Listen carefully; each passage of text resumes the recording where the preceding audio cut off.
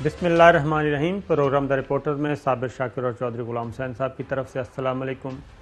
नाज़रीन, आज काफ़ी ख़बरें हैं हमारे पास, वो भी आपसे शेयर करेंगे, लेकिन सबसे पहली जो ख़बर है इस वक्त वो है आज वफाकी दारुल हुकूमत में जो सरकारी मुलाजमीन हैं वो उनका जो एहतजाज था वो धरने की सूरत इख्तियार कर गया। फिर उन्होंने पार्लियामेंट हाउस की तरफ जाने की कोशिश की और उसके बाद फिर आंसू गैस और लाठीचार्ज का सिलसिला शुरू हुआ जो वक्फे से सारा दिन जारी रहा।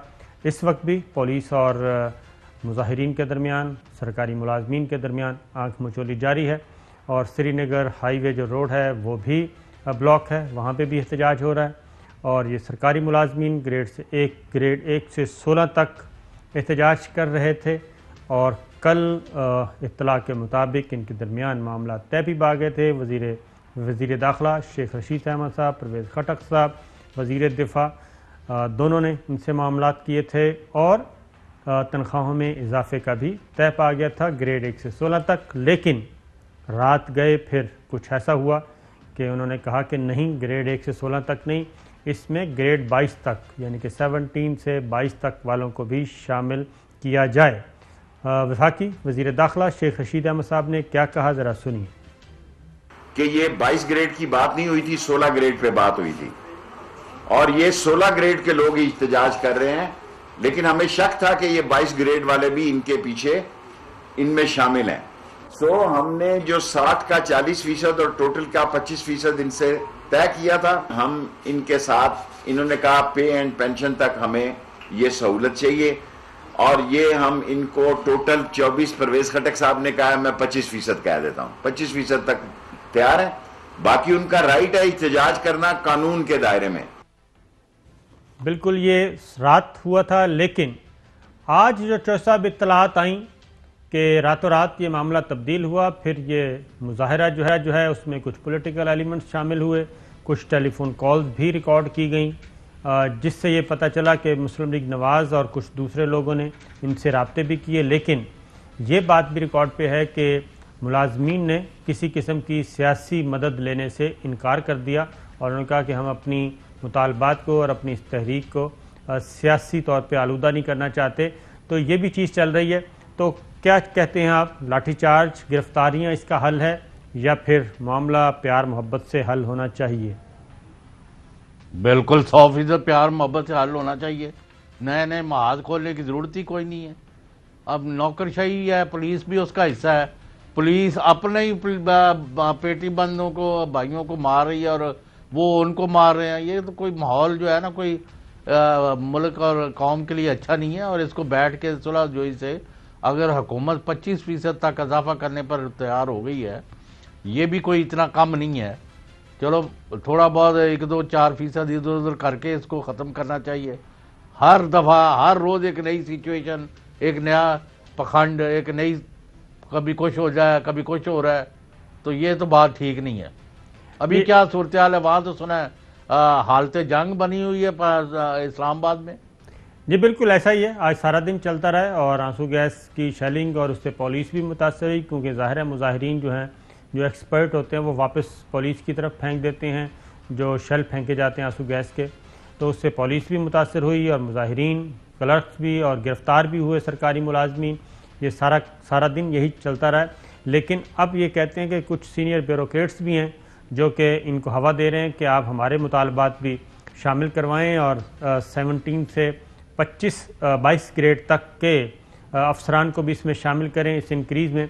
एक बात तो तयशुदा है चौधरी साहब के पिछले बजट में भी इनसे गलती तो हुई ना गवर्नमेंट से कि इन्होंने सरकारी मुलाजमीन की तनख्वाहों में इजाफा नहीं किया, क्योंकि सरकारी मुलाजमीन सारा साल इंतज़ार करते हैं। बजट तकरीर में उनकी दिलचस्पी के लिए सिर्फ एक ही होता है।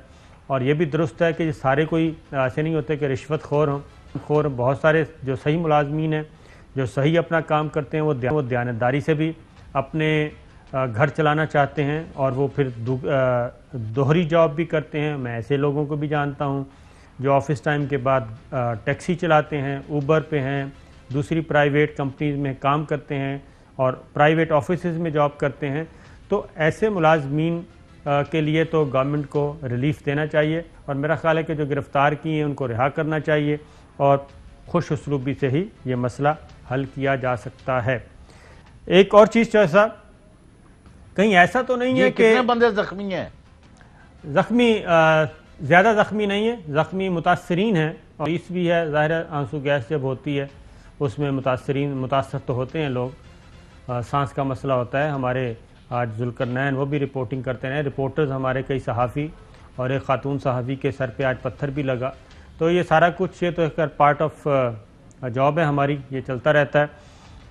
एक और चीज़ है चौहान साहब कि बज़ाहिर तो ऐसे ही लगता है कि मामला ठीक हो रहे हैं, PDM डिफ्यूज़ हो गई, लेकिन कहीं ना कहीं से एक्टिविटीज़ ऐसी जनरेट हो रही हैं कि मामला उलझाए रखना है और कुछ एलिमेंट्स को साइडों से इकट्ठे किया जा रहा है कि यकदम आके ये हालात काबू से बाहर हों।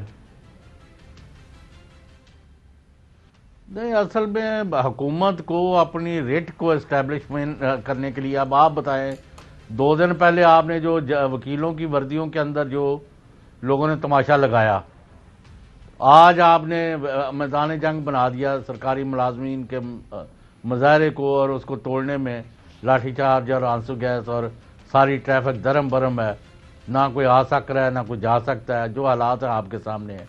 तो ये तो मुल्क के लिए एक माहौल अच्छा नहीं है और इसका यानी पहले तदारक करना चाहिए। सूरत जब सड़कों पर आ जाए, जुलूस जलसे या धरना या मातम कनाई, मातम का माहौल बनाना, वो फिर किसी को वो कुछ भी शक्ल इख्तियार कर जाते। और यहाँ आपको जो लोग, मैं बार बार कह रहा हूँ कि कभी वो 13 दिसंबर रखते हैं जिस दिन जनरल राव फरमान अली ने UN को रेजोल्यूशन चिट्ठी भेजा कि भाई यहाँ खुराक ख़त्म हो गई है, हमारे लोग जो हैं वो यानी ढाका जो है उसको छोड़ने को तैयार हैं, तो ये हमें सेब पैसे ही दें, तो वो उस दिन ये जलसा रखते हैं आर या पार। फिर अब जो काफ़ी देर बाद इन्होंने दी है डेट 26 मार्च, ये वो भयानक दिन है जिस दिन मुजीबुर रहमान ने पाकिस्तान से अलहदगी का ऐलान किया और उस रात वहाँ मिलिट्री ऑपरेशन हुआ। तो हम इन डेट्स को ही और इन डेट्स की चुनाव और इनके इल्ज़ामात और इनकी गुफ्तगू से ही पता चल जाता है कि ये पाकिस्तान के मफादात से मुताबिकत नहीं रखती ये चीज़ें।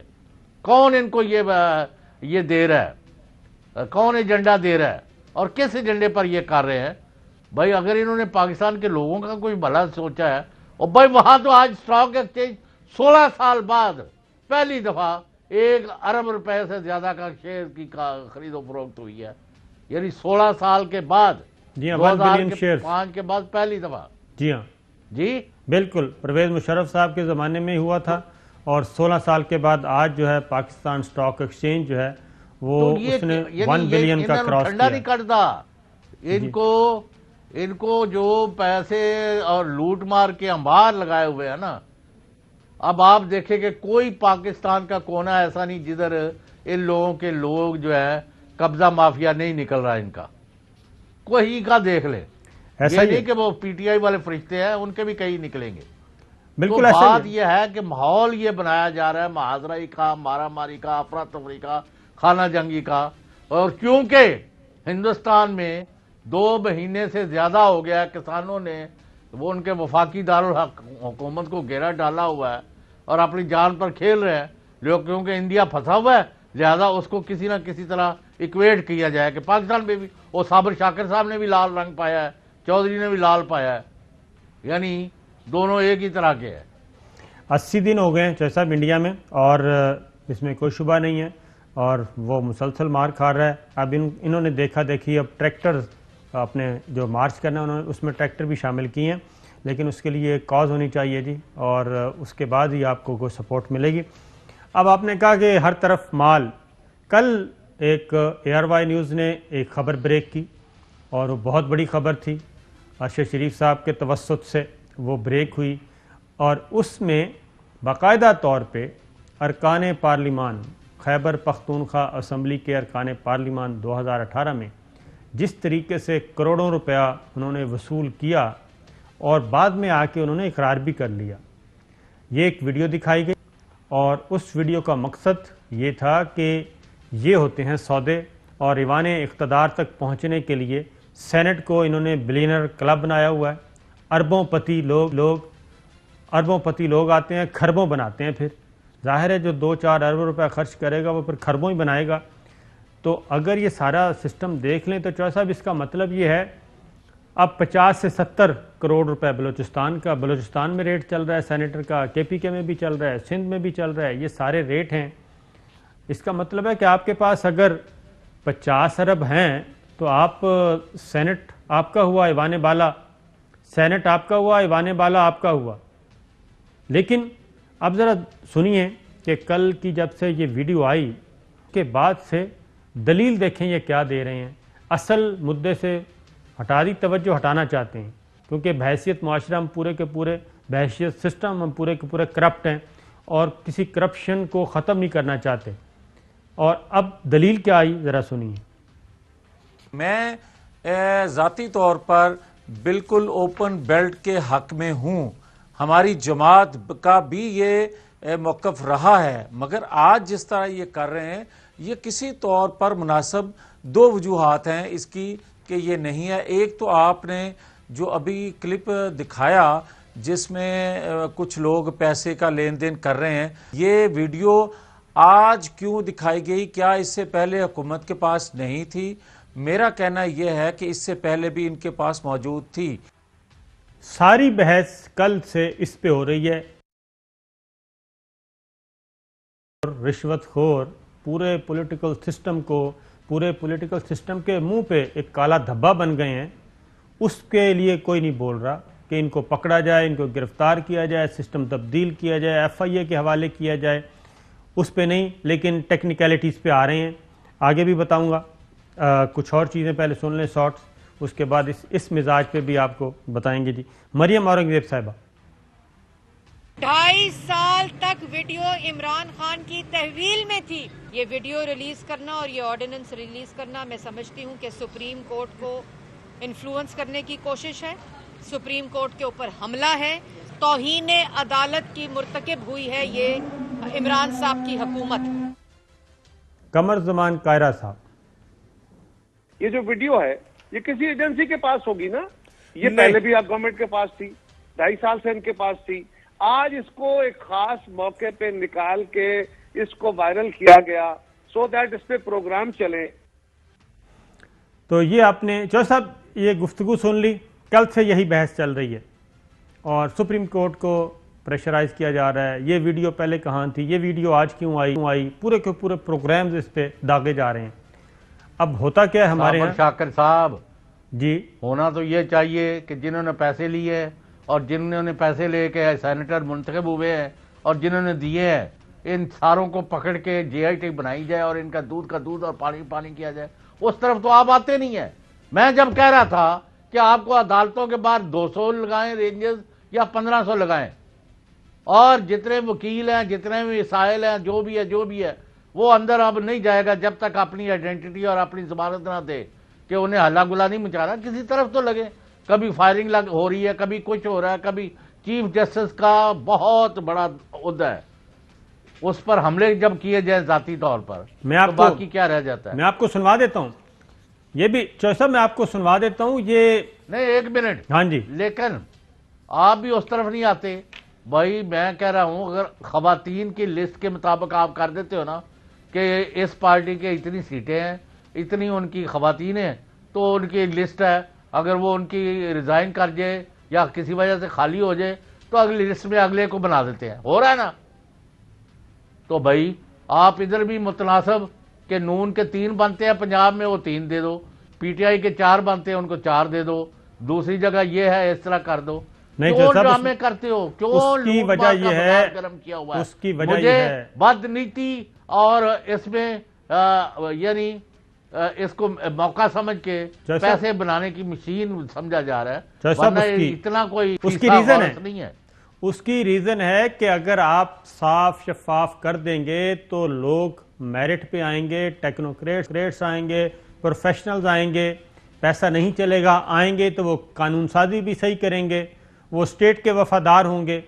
लेकिन ये नहीं है, बल्कि ये साबित किया जा रहा है कि जिसके पास 50 अरब रुपया है वो 50 करोड़ का एक सेनेटर अपना ला सकता है और 50 अरब रुपए में पूरा ईवान बाला उसका हुआ, चेयरमैन उसका, डिप्टी चेयरमैन उसका, फिर सारी कानून साजी भी उसकी, ये कहा जा रहा है। तो मैं डूब मरना मुकाम है ना, तो ये बिल्कुल डूब मरने का मुकाम है, छोले बेच रहे हैं। इसीलिए तो मैं कह रहा हूं कि कल से जो डिबेट, कौन सी अखलाकियत पढ़ा रहे हैं फिर? कल से जो डिबेट चल रही है, माजी में भी देख लें, पनामा से ज्यादा दूर ना जाए, पनामा पे आ जाए।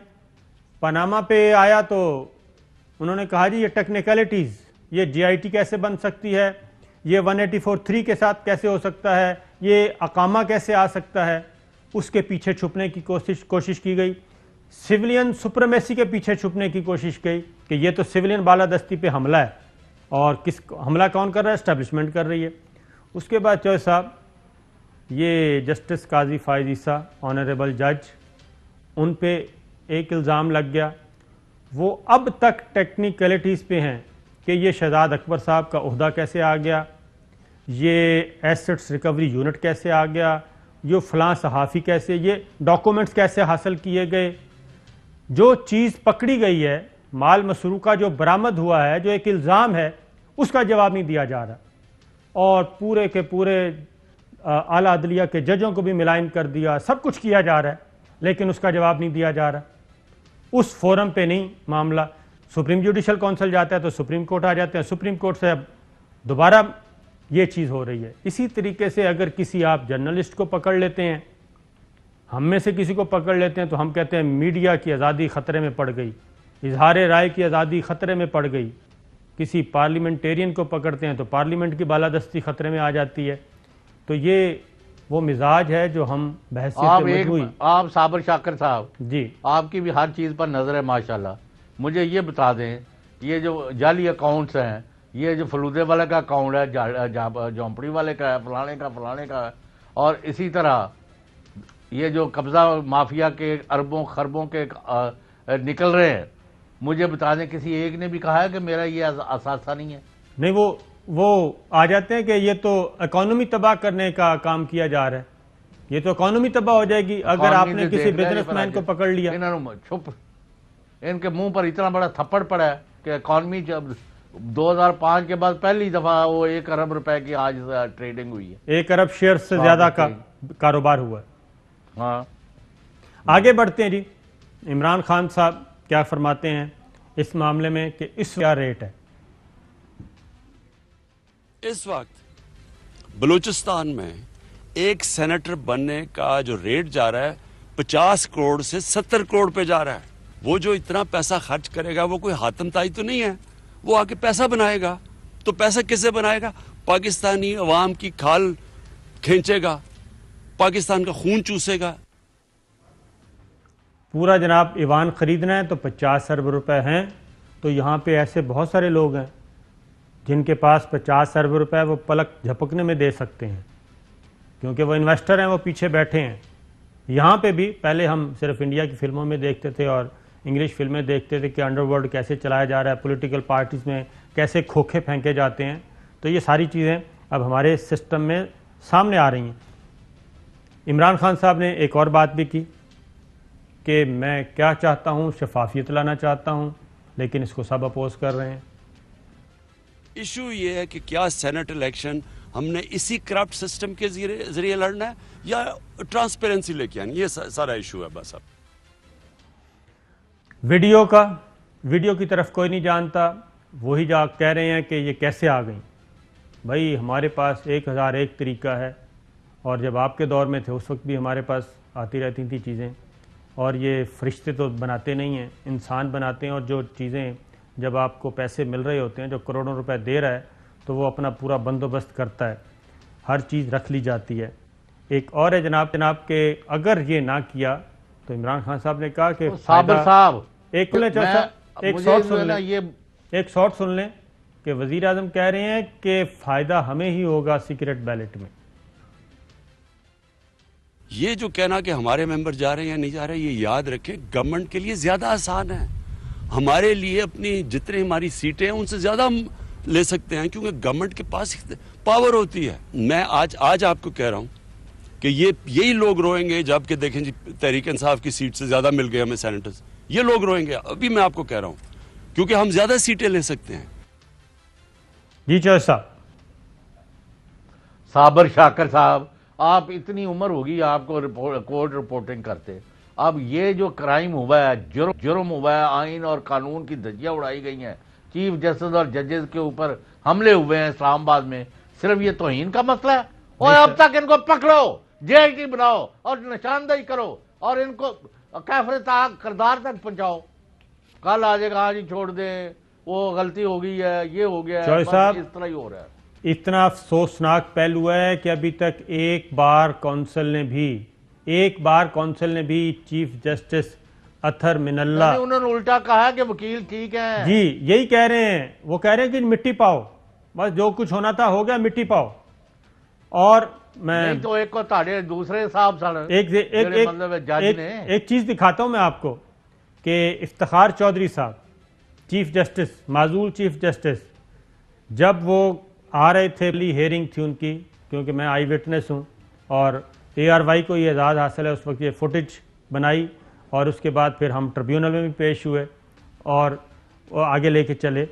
तो इफ्तिखार चौधरी साहब का ये मैन हैंडलिंग की गई थी और ये की थी पुलिस और इंतज़ामिया ने उस वक्त। और इस एक वीडियो ने, जो कि चंद सेकंड की थी, उस एक वीडियो ने पूरे मुल्क में आग लगा दी थी और पूरी जुडिशरी जो है वो एक हो गई थी।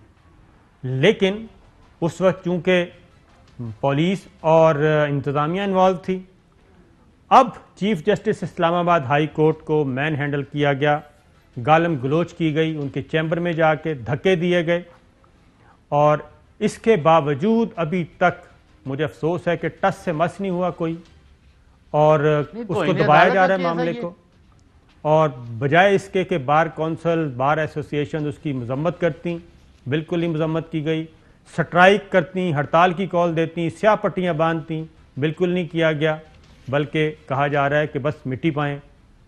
2 पहिए हैं, बेंच और बार, और एक गाड़ी है और इस गाड़ी का सत्यानाश कर दिया है। ये सिचुएशन है। अब इस्लामाबाद हाई कोर्ट के चीफ जस्टिस अतहर मिनल्ला साहब ने आज एक बात की, उसके बाद फिर ब्रेक लेते हैं। उन्होंने कहा जी, जब वकला का गिरोह हाई कोर्ट में दाखिल हुआ तो मैं बाहर आया, दरवाजे पर पहुंचा तो वकला दरवाज़ा तोड़ चुके थे। मुझे 3 घंटे तक महसूर रखा गया, मगर मैं खड़ा रहा। पुलिस मेरी हिफाजत के लिए आई तो मैंने उन्हें खुद पीछे हटने का कहा। मुझे कहा गया आपको यहाँ से निकालते हैं, लेकिन मैंने जाने के बजाय 3.5 घंटे यरगमाल रह कर सामना किया। एक्शन ले सकता था, लेकिन मैंने अकेले महसूर रहने का फ़ैसला किया। एक्शन लेता तो कहते अपने ही वकला के ख़िलाफ़ कार्रवाई कराई। 6000 की बार में सिर्फ 100 वकला ने हमला किया, लेकिन बदनामी सबकी हुई। तवक्को नहीं थी कि ये मुझ पर हमला कर सकते हैं। हाई कोर्ट पर हमला वकला तहरीक के 90 शहदा की तजलील है। ये हमला मेरी ज़ात नहीं, अदलिया और इदारे पर है। मुझ समेत कोई कानून से बालातर नहीं है। कानून अपना रास्ता बनाएगा। जब वाक़े के ज़िम्मेदारान को मिसाल बनाया जाए तो ऐसा वाक़या दोबारा नहीं होगा। ये अदालत बार कौंसिल से उम्मीद करती है कि मुलव्वस अफराद के खिलाफ कार्रवाई करे। ऐसे वाक़यात पर किसी सूरत भी समझौता नहीं किया जाएगा। जज साहब, क्रिमिनल प्रोसीडिंग स्टार्ट हो चुकी हैं, गिरफ्तारी अभी तक कोई नहीं हुई, तौहीन अदालत के नोटिस इशू हो चुके हैं और आज भी वकला ओहदेदारान जो हैं वो यही काम करते रहे कि मिट्टी पाओ। एक ब्रेक लेते हैं, ब्रेक के बाद मज़ीद कुछ खबरें।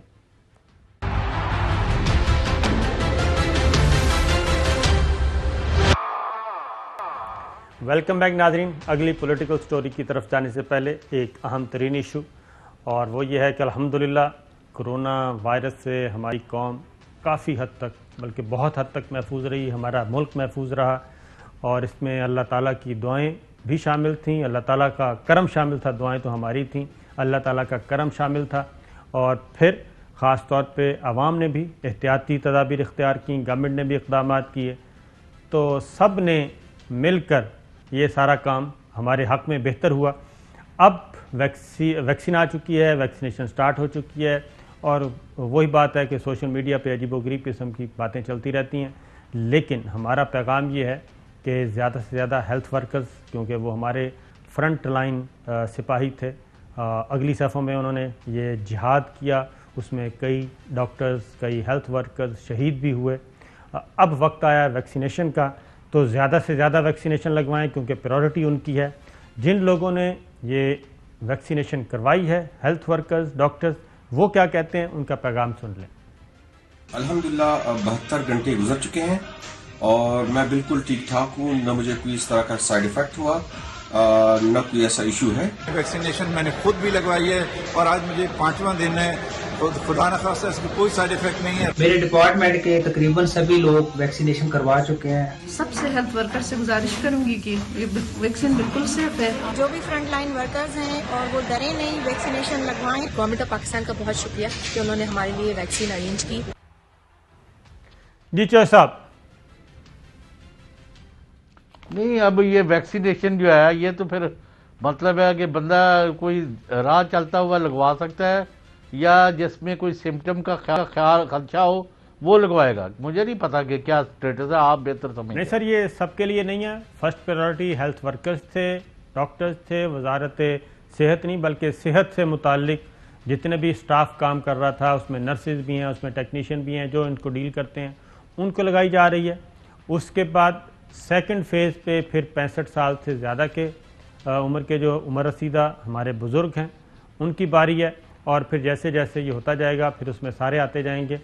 और आप पता नहीं 65 साल के हो गए हैं या नहीं, ये मुझे नहीं पता। अगर आप 65 साल के हो गए हैं तो आप भी वैक्सीनेशन करवा लें, हम अभी उस कैटेगरी में नहीं आते। ये है एक, लेकिन एक अच्छा पैगाम आप दे दें कि ज़्यादा से ज़्यादा ये वैक्सीनेशन करवानी चाहिए, अफवाहों पे कान नहीं धरना चाहिए। नहीं, कौन नहीं चाहेगा कि अगर वो बीमारी से बच सकता है, जो हशर हुआ है लोगों का जिनको इस बीमारी ने आ लिया है और वो निहत्ते थे या उनका कोई वाली वारिस नहीं था, तो जिस तरह एड़ियाँ रगड़ रगड़ के लोग मौत के मुंह में गए हैं, इसको पाकिस्तान पर शुक्र अल्हम्दुलिल्लाह, अल्लाह पाक का बहुत बड़ा फजल है। जितना शुक्र किया जाए कम है कि आज भी 12,000 बंदे सिर्फ फौत हुए हैं, वो भी नहीं होने चाहिए थे। लेकिन मतलब है कि दुनिया में लाखों की तादाद में लोग जो है इसका शिकार हो रहे हैं और पाकिस्तान उससे बचा हुआ है। तो अगर वैक्सीनेशन से और इससे हिफाजती टीकों से या जो भी जिस तरह भी दी जा रही है उससे अगर बचत हो सके तो मैं तो कहता सारी आबादी को इम्यूनिटी करवाई जाए। इस वक्त हमारे साथ हैं, वो तो पहले कर हमारे साथ हैं माहिर इंतखाब साबिक सेक्रेटरी इलेक्शन कमीशन कमर दिलशाद साहब। उनसे सवाल करने से पहले ज़रा हम आपको कुछ गुफ्तगू सुनवाते हैं कि ये जो तस्वीरों में नज़र आ रहे थे, कुछ तो खैर उनमें से धमकियां लगा रहे हैं, और एक खातून का मुझे भी कॉल आई कि हम आपको लीगल नोटिस भेज रहे हैं, तो मैंने कहा अभी भी भेज दें। और उसके बाद कल कुछ लोगों ने इकरार भी कर लिया। अबैदुल्ला मायार जी। अब्दुल्ला साहब अस्सलाम वालेकुम। ये वीडियो तो देखी होगी आपने? बिल्कुल देखिए जी। हाँ, माशाल्लाह काफी सारी दथियां पड़ी हुई है सामने। बस 1 करोड़ रुपए है सर। 1 करोड़ रुपया है। तो कमर दिलशाद साहब। हाँ जी माशाल्लाह, क्या हाल है सर? ओ माशाल्लाह, मेरे जनाब तो सर बिल्कुल खैरियत से। तो सर ये बताएं कि ये इकरार भी हो गया, मान भी रहे हैं, देने वालों का भी पता चल गया, उसके नतीजे में जो सेनेटर बने वो सेनेट में बैठे हैं, तो क्या हो सकता है? इसमें ये बहुत कल से ये सारे वीडियो जो है इसके बारे में तमाम टेलीविजन अपना प्रोग्राम कर रहे हैं, लेकिन मेरी गुजारिश ये है कि चूंकि ये वीडियो जो है हुकूमत पाकिस्तान के 2 वफाकी वज़रा ने और आज तो फवाद चौधरी साहब ने भी बाकायदा साथ दिया है, तो उनको जब इतना इनके पास सबूत मौजूद है, वीडियो भी दिखा रहे हैं, मीडिया ट्रायल भी हो रहा है, इसका तो बड़ा आसान तरीका यह है कि असद उमर साहब और शिबली फराज साहब जो हैं वो हुकूमत की तरफ से इलेक्शन कमीशन ऑफ पाकिस्तान को रेफरेंस भिजवाना पड़ेगा। अब वो तमाम वीडियो रिकॉर्ड दस्तावेजात जो भी उनके पास मौजूद हैं वो इलेक्शन कमीशन ऑफ पाकिस्तान को पेश कर दें, तो इलेक्शन कमीशन ऑफ पाकिस्तान के पास बेपनाह इख्तियारात हैं, लेकिन आज खुद नोटिस लेने के इख्तियारात इंतखाबी इस्लाहात कमेटी ने खत्म कर दिए थे। अब इस लिहाज से, लेकिन अब जो मौजूदा हमारा इलेक्शन एक्ट है वो पुराना एक्ट है, उसके तहत वो सेक्शन 167 से लेकर 170 में ये लिखा हुआ है कि कोई भी अगर इलेक्शन के दौरान, ख्वाह सेनेट का इलेक्शन हो, कोई भी इलेक्शन हो, उसमें ब्राइबरी, करप्शन, इन्फ्लुएंस, डरना, धमकाना, ये तमाम चीजें उसमें शामिल हैं, तो ये चूंकि करप्शन में आते हैं और ये बाकायदा करप्ट प्रैक्टिस के ज़िम्मे में आते हैं, तो फिर इलेक्शन कमीशन ऑफ पाकिस्तान जो है वो अपने आर्टिकल 220 के तहत उनके पास बेपनाह इख्तियारात हैं वो ISI, MI, IB, ranger, FIA, नैब और जिससे भी चाहें इंक्वायरियां करवा सकता है। तो लेकिन ये सबसे बड़ी अहम बात ये है, साबर शाकिर साहब भी और चौधरी साहब भी मेरी बात को सुन रहे हैं, तो ये इलेक्शन कमीशन पाकिस्तान को ये बाकायदा रेफरेंस हुकूमत की तरफ जाएगा। लेकिन जहां तक 2 मेंबरान हैं जो सेनेटर बन गई है, जिसका नाम आ रहा है रुबीना खालिद है या दूसरे बहरबंद मंगी है, उनका रेफरेंस जो है वो चेयरमैन सेनेट भिजवाए इलेक्शन कमीशन पाकिस्तान के पास, वो उनकी जिम्मेदारी है। जनाब ये 2 मेंबर जो हैं ये बड़े मशकूक हैं, सेनेटर बने हैं, तो आप इनके बाबत इंक्वायरी करें। तो फिर election commission Pakistan chairman senate के रेफरेंस की रोशनी में मुकम्मल तौर पर छानबीन करने का मजाज है। तो ये मामलात हैं चूंकि हुकूमत की सतह पर आया है, और यहाँ तक कि फवाद चौधरी ने तो बाकायदा सख्त लफ्जों में मजम्मत की है और कहा कि इनको तो सेनेट में बैठने का इजाजत नहीं होनी चाहिए। इस लिहाज से मेरा ये ख्याल है कि हुकूमत भी जो जनाब ये जो आपने हाई स्टैंडर्ड रखा है ना इलेक्शन की और उसकी मोरालिटी की और अखलाकियात का और आइन और कानून के दायरे में इलेक्शन का, इससे तो फिर तमाम गलियां होजन सुनियां बेच कोई भी ना फिर रहे, यानी इक्का दुक्का ही जो है वो असम्बली में बैठे नजर आएंगे। तमाम ने किसी न किसी शक्ल में ये मैनिपुलेशन, ये मैनेजमेंट, ये वोटों की चोरी, ये सारा कुछ किया है। ये तो हम 85 से आज तक यही देख रहे हैं। 77 का भी आपको याद है, जिस बड़े पैमाने पर धांधली की गई, यहाँ अकल ही नहीं आती किसी को। अच्छा कंवर साहब ये बताएं कि सेनेटर के खिलाफ तो कार्रवाई चेयरमैन सेनेट रेफरेंस बना के भेज देंगे, तो जो MPAs उस वक्त जो नज़र आ रहे हैं उसमें MPAs खरीदो फरोख्त हो रही है, पैसे इकट्ठे किए जा रहे हैं, उन अराकीन के खिलाफ कौन सा फोरम है कार्रवाई का? देखिए चौधरी साहब, बात यह है कि खुद प्राइम मिनिस्टर साहब ने भी एतराफ़ किया है कि करप्शन देने के लिए, पैसे देने के लिए उन तक अप्रोच किया गया। तो अब वज़ीर आज़म साहब की भी अखलाकी तौर पर ये जिम्मेदारी ऐड होती है कि वो इलेक्शन कमीशन ऑफ पाकिस्तान को बताएं कि जनाब मेरे पास फलान ग्रुप या इन्वेस्टर आया था और उन्होंने मुझे ऑफर की थी। तो फिर ये भी एक बड़ी अहम बात है कि मुझे प्राइम मिनिस्टर साहब भी इस बारे में इंतहाई अपने कंसर्न का इजहार कर चुके हैं। और इसी तरह का जो ओपनिंग सीक्रेट बैलेट के बारे में जो ऑर्डिनेंस आया है, अगर उसके रूह को देखा जाए तो ऑर्डिनेंस तो बिल्कुल ठीक है। उसमें तो बाकायदा आपका जो हॉर्स ट्रेडिंग को रोकने के लिए से बेहतर सिस्टम तो आ ही नहीं सकता कि आप अपना बैलेट पेपर पोलिंग एजेंट को दिखा के वोट कास्ट करें। सही फैसला है, लेकिन वक्त नजदीक आ चुका था, इलेक्शन करीब आ रहे हैं और अपोजिशन के साथ उनकी मुहाजराई चल रही है, जिसकी बना पर ये कौमी असम्बली में तरमीम नहीं हो सकी आईनी तौर पर। लेकिन आईनी तौर पर तरमीम किए बगैर ऑर्डिनेंस की हैसियत गैर कानूनी है। बिल्कुल, और इलेक्शन कमीशन पाकिस्तान मुमकिन है इसके बारे में अपना एक लाहे अमल तैयार करे। बिल्कुल ठीक है, बहुत बहुत शुक्रिया। ये थे कंवर दिलशाद साहब। अब जरा कुछ और सुनिए, परवेज खटक साहब क्या कहते हैं। कि वोट भी हमारे बिके, 17 वोट हमारे बिके, हमने उनको पार्टी से निकाला और उबैदुल्लाह मायार कहता है कि हमने उसको पैसे दी। तो अगर मैं उनको पैसे देता तो वोट कहीं और कैसे? मैंने कभी नहीं कहा, ना मैं कहूँगा, क्योंकि हमारे अपने PTI के वोटर्स थे, तो मैंने कभी नहीं कहा ये वोट जहाँ बिके। और ना वो स्पीकर हाउस है, टोटल झूठ है, इस्लामाबाद में घर है, जब चाहे हम आपको बता देंगे। मैं बिल्कुल मौजूद नहीं था वहाँ। उनका पार्लिमानी लीडर मोहम्मद अली MPA, वो मोहम्मद अली शाह वहाँ मौजूद थे, वो आइडेंटिफाई कर रहे थे और उनके थ्रू सारा मामला हुआ था। मुझे तो पता नहीं है। ये स्पीकर हाउस नहीं था, वो कहते हैं इस्लामाबाद का एक घर था, और जब कहेंगे मैं ले चलूँगा। यहाँ तक मालूम है, तो फिर आगे कार्रवाई क्यों नहीं बढ़ाई जा रही? उसके बाद असद कैसर साहब ने भी तरदीद की और फवाद चौधरी साहब ने भी ट्वीट किया, और उन्होंने भी फवाद चौधरी साहब ने कहा कि रिश्वत देने वाले तो पकड़े गए, अब मीडिया से दरख्वास्त है थोड़ी सी तहकीक करें कि 2018 में इन वोटों से कौन सेनेटर बना, क्या इन 2 सेनेटर्स को ईवान में रहने का हक है। इलेक्शन कमीशन भी अपनी जिम्मेदारी पूरी करे और आर्टिकल 63 के तहत कार्रवाई अमल में लाई जाए। अब election commission of Pakistan suo motu action नहीं ले सकता, आज खुद नोटिस नहीं ले सकता, क्योंकि इन्हीं लेजिस्लेचर्स ने उनका ये इख्तियार वापस ले लिया था। एक ब्रेक, और ब्रेक के बाद कुछ मजीद खबरें।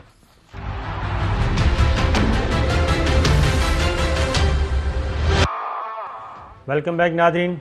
मज़ीद पॉलिटिकल स्टोरीज़ की जाने से पहले बहावलपुर डिवीज़न में एक अच्छी खबर, एक अच्छी एक्टिविटी हुई है और वो हुई है चोलिस्तान डेजर्ट रैली का इह्तमाम किया गया। और इसमें न सिर्फ चारों सूबों से लोग आते हैं बल्कि चारों सूबों की सकाफ़त को भी फ़रोग़ में मुआवन होती है ये सारी एक्टिविटी, जितनी भी सेहतमंदाना एक्टिविटीज़ हैं। तो जो जहाँ जहाँ पे अच्छे अफसर हैं वो अच्छा काम कर रहे हैं। कमिश्नर बहावलपुर कैप्टन ज़फ़र साहब हैं, वो अच्छा काम कर रहे हैं, अप्रिशिएट करना चाहिए। इसी तरीके से डिप्टी कमिश्नर बहावल नगर हैं जदून साहब, वो अच्छा काम कर रहे हैं। और बहावल नगर उन शहरों में शामिल हो गया है जहाँ से जो ईंटों के भट्ठे से जो पॉल्यूशन पैदा होती है उसका 100% ख़ात्मा कर दिया गया है। तो इसीलिए वज़ीर आला उस्मान बुज़दार साहब अच्छे अफसर तैनात करेंगे तो उनकी नेक नामी और उनकी हुकूमत में भी मदद मिलेगी। तो चौधरी साहब, आपके शहर में भी कुछ हो रहा है कि नहीं? नहीं, काफ़ी कुछ हो रहा है, मतलब है एक्टिविटी तो बढ़िया लगी, यहाँ टीमें आई हुई हैं। अब ज़ाहिर है सिक्योरिटी पहले है, उसके बाद ही बाकी चीज़ें हैं। आपको पता श्रीलंका वाले वाक़या के बाद तो यानी एक्टिविटी हो रही है, अल्हम्दुलिल्लाह लोग पार्टिसिपेट कर रहे हैं और बेहतरी की तरफ मामला चल रहा है। तो क्रिकेट मैच आप देखने जा रहे हैं? पहले जो कह चुका, नहीं वो तो इस दफ़ा नहीं है मैच देखने का। अच्छा, लाहौर में मैच नहीं है इस दफ़ा? नहीं, मैच है, पता नहीं ऑडियंस क्या नाम है, तमाशाई जा सकते हैं कि नहीं ये। तो चौधरी साहब, ऑडियंस भी हैं, आप भी हैं, आपको कौन रोक सकता है? आप ज़रूर जाएं मैच देखने और सूरत हाल देखें, SOPs के तहत हो रहा है नहीं हो रहा। शो करते हैं। चलें, PCB तक मेरा ख्याल है पैगाम पहुँच गया है। तो प्रोग्राम का वक्त ख़त्म हुआ, इजाज़त दीजिए नाज़रीन, अल्लाह हाफिज़।